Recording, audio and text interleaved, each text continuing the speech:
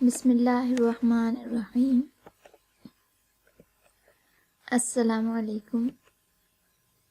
میں Mrs Hafsa Islam S S اسلامیات divisional public school and college Sahiwal میں تدریس کے فرائض سر انجام دے رہی ہوں۔ ڈیئر اسٹوڈنٹس، آج کا ہمارا ٹاپک آپ کی کتاب میں سے باب نمبر 2 محاسن اخلاق میں سے کسب حلال اور اثار ہے۔ عزیز طلبہ، آج کی سبق کی تدریس کے مقاصد آپ کو کسب حلال کی اہمیت سے آگاہ کرنا اور آپ میں اثار کا جذبہ پیدا کرنا ہے۔ آئیے آج کے سبق کا آغاز کرتے ہیں۔ کسب حلال۔ کسب حلال کا معنی اور مفہوم۔ کسب کا لفظی مطلب کمانا ہے۔ لفظ حلال ہل سے نکلا ہے جس کے لغوی معنی ہے گرہ کھولنا۔ اگر کوئی چیز انسان کے لیے حلال کر دی گئی ہے تو گویا اس کے لیے ایک گرہ کھول دی گئی ہے اور ایک پابندی ہٹا دی گئی ہے۔ شرعی اصطلاح میں حلال سے مراد وہ چیزیں اور وہ کام ہیں جن کو شریعت اسلامی نے جائز قرار دیا ہے۔ یعنی کسب حلال سے مراد ایسی کمائی ہے جو محنت کر کے شرعی اصولوں کے مطابق حاصل کی گئی ہو۔ انسان اپنی صلاحیتوں کے مطابق وسائل حیات کے لیے جائز طرز عمل اختیار کرے۔ خالق کائنات نے صرف انسان کے لیے وسائل رزق ہی فراہم نہیں کیے بلکہ ان کے حصول کا جائز اور درست طریقہ بھی بتایا ہے، لہٰذا اس کے مطابق رزق تلاش کرنا کسب حلال ہے۔ کسب حلال کی اہمیت قرآن کی روشنی میں۔ اسلام اپنے پیروکاروں کو تن آسانی کی بجائے محنت کی ترغیب دیتا ہے۔ قرآن و سنت میں کسب حلال کی جتنی اہمیت بیان کی گئی ہے وہ اس امر کو ثابت کرتی ہے کہ اسلام کے معاشی نظام میں صرف جائز اور حلال رزق کی ہی گنجائش ہے اور اسی کی ترغیب دی گئی ہے، لہٰذا قرآن پاک میں متعدد مقامات پر کسب حلال کی ترغیب اور اس کا حکم دیا گیا ہے۔ ارشاد خداوندی ہے، تمام انسانوں کو مخاطب کرتے ہوئے اللہ تعالیٰ نے کسب حلال کی تلقین کی پاکیزہ چیزیں کھانے کا حکم دیا ہے۔ اللہ تعالیٰ کا ارشاد ہے، یا ایھا الناس کلوا مما فی الارض حلالا طیبا ولا تتبعوا خطوات الشیطان انہ لکم عدو مبین۔ اے لوگو، زمین میں جو حلال اور پاکیزہ چیزیں ہیں وہ کھاؤ اور شیطان کے نقش قدم پر نہ چلو، یقین جانو کہ وہ تمہارے لیے ایک کھلا دشمن ہے۔ مزید برآں مومنوں کو حکم دیا گیا، یعنی اہل ایمان کو بالخصوص کسب حلال کی تاکید کی گئی۔ یا ایھا الذین آمنوا کلوا من طیبات ما رزقناکم واشکروا للہ ان کنتم ایاہ تعبدون۔ اے ایمان والو، جو پاکیزہ چیزیں ہم نے تمہیں رزق کے طور پر عطا کی ہیں ان میں سے جو چاہو کھاؤ اور اللہ کا شکر ادا کرو اگر واقعی تم صرف اسی کی بندگی کرتے ہو۔ بالخصوص انبیاء اور پیغمبروں کو تاکید کرتے ہوئے قرآن پاک میں ارشاد ہے، یا ایھا الرسول کلوا من الطیبات واعملوا صالحا انی بما تعملون علیم۔ اے رسولو، پاکیزہ چیزوں میں سے جو چاہو کھاؤ اور نیک عمل کرو، یقین رکھو کہ جو کچھ تم کرتے ہو مجھے اس کا پورا پورا علم ہے۔ یہاں پر ایک بات قابل غور ہے کہ قرآن پاک کی آیات میں حلال اور طیب دو طرح کی چیزوں کا ذکر ہے، حلالن طیبن، یعنی حلال اور طیب۔ حلال اور طیب دونوں میں فرق کیا ہے؟ اللہ تعالیٰ نے حلال اور طیب کھانے کا حکم دیا ہے۔ حلال وہ جسے اللہ تعالیٰ نے جائز قرار دیا، جس کا استعمال جائز ہے، اور طیب وہ حلال چیز جسے جائز طریقے سے حاصل کیا گیا ہو۔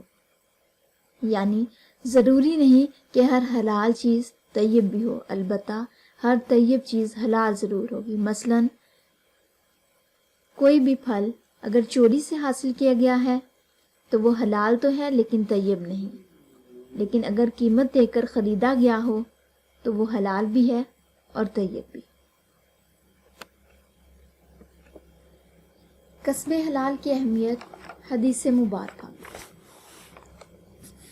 رسول اللہ صلی اللہ علیہ وآلہ وسلم نے کسب حلال کی ترغیب بھی دی اور اس کی بہت زیادہ تاکید کی۔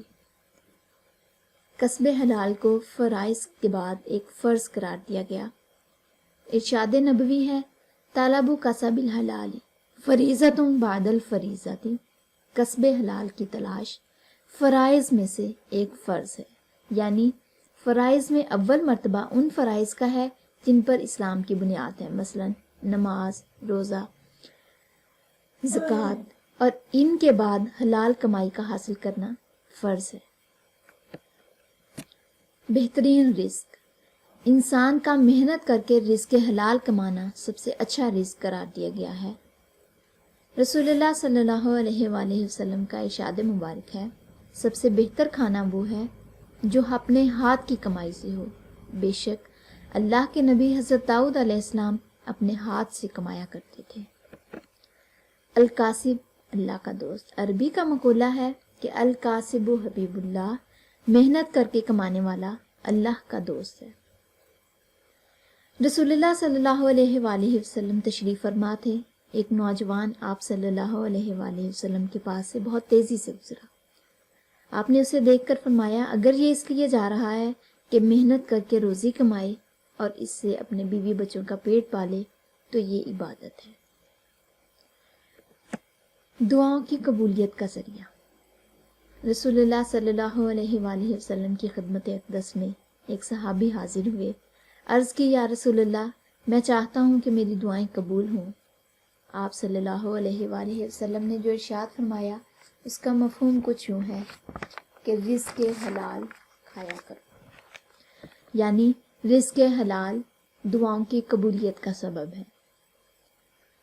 حدیث مبارکہ ہے کہ اگر کوئی شخص لکڑی کا گٹھا اپنی پیٹھ پر لاد کر لائے اور اپنی آبرو بچائے تو یہ اس سے بہتر ہے کہ دوسروں کے آگے دستے سوال دراز کرے۔ کسب حلال انبیاء کرام علیہم السلام کی سنت۔ کسب حلال تمام انبیاء کرام علیہم السلام کی سنت ہے۔ چنانچہ حضرت داؤد علیہ السلام کے متعلق ثابت ہے کہ آپ رزق حلال کے لیے بکریاں چرایا کرتے تھے۔ پھر جب اللہ تعالیٰ نے بادشاہت عطا کی تو اپنا ذریعہ معاش زرع بنانے کو بنایا۔ اسی طرح حضرت آدم علیہ السلام کی سنت زراعت، لباس تیار کرنا یعنی کپڑے سلائی کرنا حضرت ادریس علیہ السلام کا پیشہ۔ حضرت شعیب علیہ السلام بکریاں چرایا کرتے، حضرت نوح علیہ السلام بڑھئی، حضرت شیس علیہ السلام خود کپڑا بنا کر فروخت کرتے، حضرت یحییٰ علیہ السلام جوتے سیتے اور ان کی تجارت کرتے، حضرت اسماعیل علیہ السلام تیر بناتے، خود سید الانبیاء امام الانبیاء حضرت محمد مصطفیٰ صلی اللہ علیہ وآلہ وسلم تجارت کیا کرتے تھے۔ غرض انبیاء کرام میں سے کسی نے بھی کسی پیشے کو بھی اختیار کرنے سے آر محسوس نہیں کی، شرم محسوس نہیں کی، محنت کو اپنا شعار بنایا۔ کسب حلال کے فوائد، کسب حلال دعاؤں کی قبولیت کا ذریعہ ہے۔ کسب حلال حصول تقویٰ کا ذریعہ ہے۔ کسب حلال سے اللہ کی خوشنودی حاصل ہوتی ہے۔ کسب حلال سے نیکی کا شوق پیدا ہوتا ہے، انسان نیکی کی طرف کھنچتا چلا جاتا ہے اور برائی سے نفرت پیدا ہو جاتی ہے۔ کسب حلال سے دل مطمئن ہوتا ہے، انسان کے دل کو سکون ملتا ہے۔ حرام کھانے کی ممانعت اور حرام کا وبال، اللہ تعالیٰ نے جہاں کسب حلال کی ترغیب اور تاکید کی ہے وہیں کسب حرام سے منع بھی فرمایا۔ ارشاد الہی ہے، وَلَا تَأْكُلُوا أَمْوَالَكُمْ بَيْنَكُمْ بِالْبَاطِلِ، اور آپس میں ایک دوسرے کا مال ناحق نہ کھاؤ۔ حرام کھانے والے کے بارے میں ارشاد نبوی ہے، حرام رزق پر پلنے والے جسم کو جہنم ہی کا ایندھن بننا چاہیے۔ رسول اللہ صلی اللہ علیہ وآلہ وسلم کا ارشاد ہے، جو شخص حرام کا ایک لقمہ اندر ڈالتا ہے اس کی 40 دن تک عبادت قبول نہیں ہوتی۔ اسی طرح حرام کھانے والے کی دعا بھی قبول نہیں ہوتی، جیسا کہ رسول صلی اللہ علیہ وآلہ وسلم نے ایک شخص کا تذکرہ کیا جو طویل سفر کر کے جاتا ہے حج کے لیے یا عبادت کے لیے یا قبولیت دعا کی تلاش کے لیے، اس کے بال پراگندہ غبار آلودہ ہیں، وہ اپنے دونوں ہاتھوں کو آسمان کی طرف اٹھاتا ہے اور کہتا ہے اے پروردگار مجھ کو فلاں چیز عطا کر، حالانکہ اس کا کھانا پینا حرام کا، اس کا لباس حرام کا اور اس کی پرورش حرام کی کمائی سے کی گئی۔ تو پھر آپ صلی اللہ علیہ وآلہ وسلم نے فرمایا کہ ایسے شخص کی دعا کیوں قبول کی جائے۔ اسی طرح ایک اور حدیث مبارکہ ہے کہ جو شخص 10 درہم کا ایک کپڑا خرید کر پہنتا ہے، ان میں سے 1 درہم بھی حرام مال کا ہو تو اللہ تعالیٰ اس وقت تک اس شخص کی نماز قبول نہیں کرے گا جب تک وہ کپڑا اس کے جسم پر ہو۔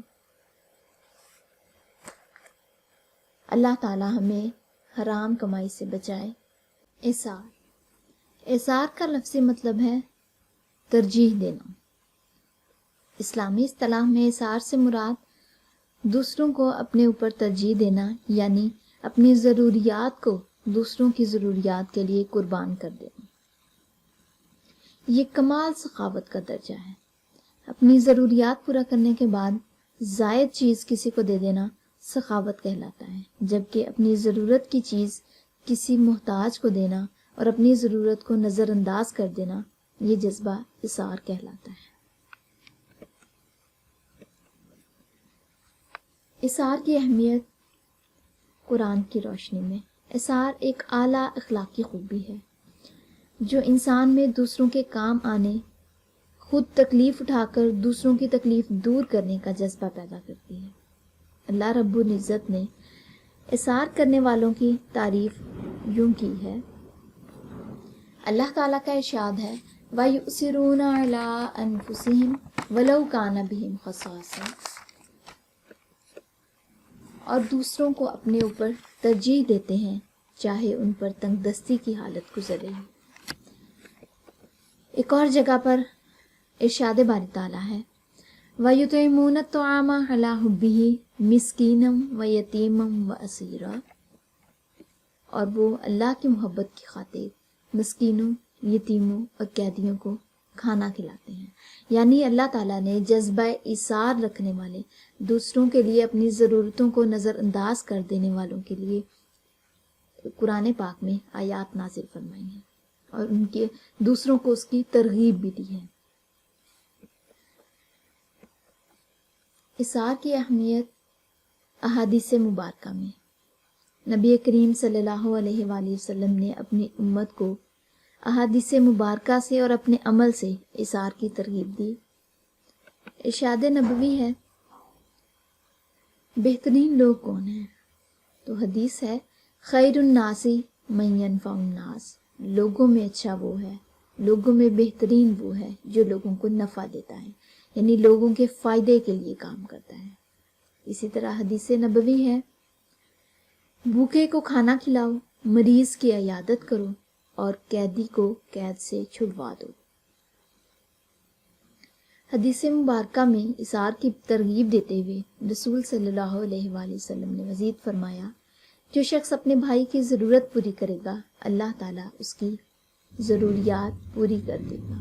اسی طرح ایک اور حدیث مبارکہ ہے تم میں سے کوئی اس وقت تک ایمان والا یعنی مومن کامل نہیں ہو سکتا جب تک وہ اپنے بھائی کے لیے وہی چیز پسند نہ کرے جو وہ اپنے لیے پسند کرتا ہے۔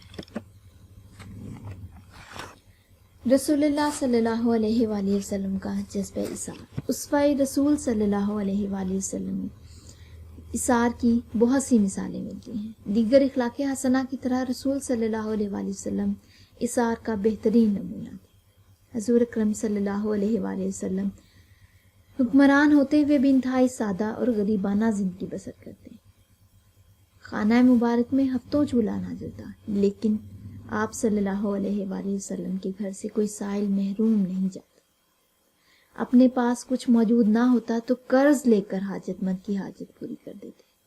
ایک مرتبہ رسول پاک صلی اللہ علیہ وآلہ وسلم نے ایک جانور ذبح فرمایا، گوشت تقسیم کی گھر سے گھر بھجوا دیا۔ کچھ دیر بعد گھر میں آ کر حضرت عائشہ رضی اللہ تعالیٰ عنہا سے پوچھا کہ کتنا گوشت تقسیم ہو گیا اور کتنا بچ گیا۔ انہوں نے جواب دیا کہ عمدہ قسم کا گوشت تقسیم ہو گیا اور خراب قسم کا گوشت بچ گیا۔ رسول پاک صلی اللہ علیہ وآلہ وسلم نے فرمایا، جو تقسیم ہو گیا وہ رہ گیا اور جو باقی بچ گیا حقیقت میں وہ چلا گیا۔ ایک دفعہ رسول صلی اللہ علیہ وآلہ وسلم کے پاس ایک مہمان آیا۔ گھر میں بکری کے دودھ کے سوا کچھ نہ تھا۔ رسول صلی اللہ علیہ وآلہ وسلم نے وہ سارا دودھ مہمان کو پلایا اور خود بھوکے رہے۔ ایک اور واقعہ ہے کہ رسول صلی اللہ علیہ وآلہ وسلم سفر میں تھے۔ حضرت عقبہ بن عامر رسول صلی اللہ علیہ وآلہ وسلم کے ساتھ تھے۔ اونٹ ایک ہی تھا۔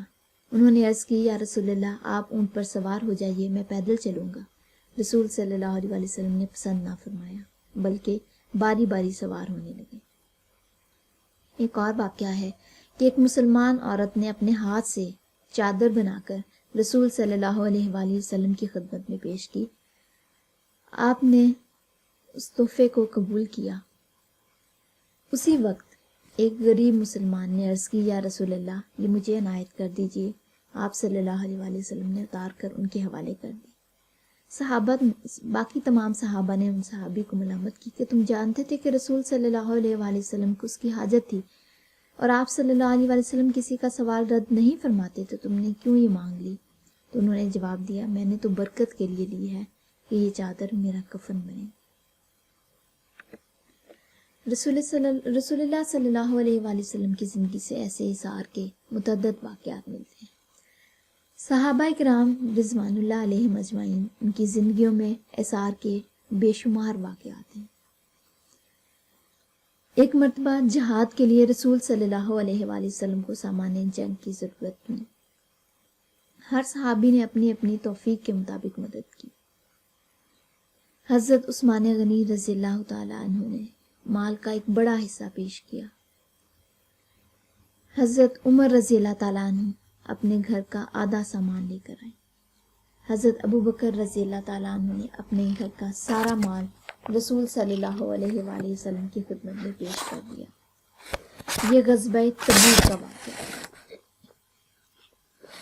جب رسول صلی اللہ علیہ وآلہ وسلم نے حضرت ابو بکر رضی اللہ تعالیٰ عنہ سے پوچھا کہ گھر والوں کے لیے بھی کچھ چھوڑ کر آئے ہو، تو کہنے لگے کہ باقی صرف اللہ اور اس کے رسول کی محبت چھوڑ کر آیا۔ ایک دوسرا واقعہ یہ ہے کہ غزوہ تبوک ہی میں رسول صلی اللہ علیہ وآلہ وسلم نے جب مالی امداد چاہی تو صحابہ کا اظہار دید نہیں تھا۔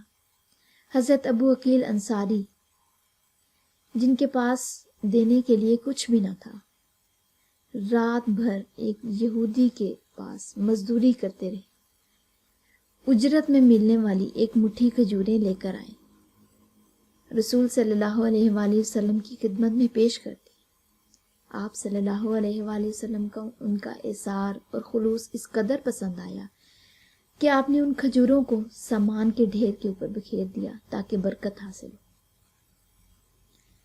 جنگ یرموک میں کچھ مجاہدین انتہائی زخمی حالت میں پڑے ہوئے تھے، پیاس کی شدت سے حلق سوکھ چکے تھے۔ اتنے میں ایک مسلمان صحابی پانی لے کر آئے، زخمی کو پانی پلانے لگے تو انہوں نے اصرار کرتے ہوئے دوسرے صحابی کو پہلے پانی پلانے کی تاکید کی۔ جب ان کے پاس پہنچے تو انہوں نے تیسرے صحابی کو پانی پلانے کی تاکید کی۔ جب پانی پلانے والے صحابی اس تیسرے صحابی کے پاس پہنچے تو وہ جام شہادت کر چکے تھے۔ جلدی سے دوسرے کے پاس آئے، وہ بھی شہید ہو چکے تھے۔ پہلے کے پاس پہنچے تو وہ بھی شہید ہو چکے تھے۔ جنگ کے موقع پر بھی اثار کی عظیم مثال قائم کر دی۔